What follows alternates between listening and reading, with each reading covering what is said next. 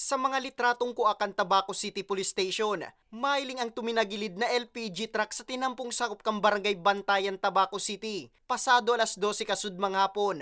Sigun sa ipatura, gikan Naga City ang truck asin ma-deliver ko ta ni mga tangke ning LPG sa nasabing syudad, mantang pigbabaybay ang nasambit na tinampo. Nawara ning kontrol sa manibela ang driver kan truck na nagresulta sa pagkakabangga sa kasabat na truck.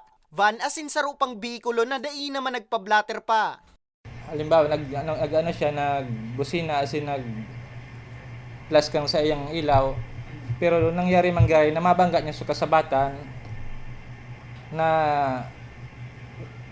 halos tulong lundadan sa iyang na bangga. Alagad ining sarong bihikulong pig na nakaubay manigdi dahil naman nagreklamo may nali na dahil duman sa lugar ta dit man lang so damage na sa iyang na ano. Bali, ang nagreklamo lang, so duwang bihikulong na nganaan kang insidenteng ito. Binisto ang driver kang LPG truck na si Ray Bustamante Igalbo, 43 anyos. Tulos man na tinawaning atensyon medikal ang mga nairidong persona na suminapo ning minor injuries.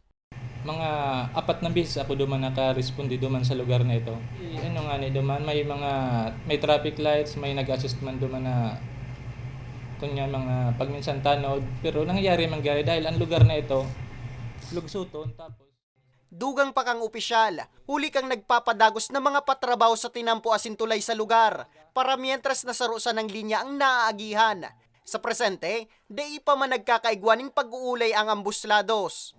Para sa mga baretang tatak Bicol, Nomer Corporal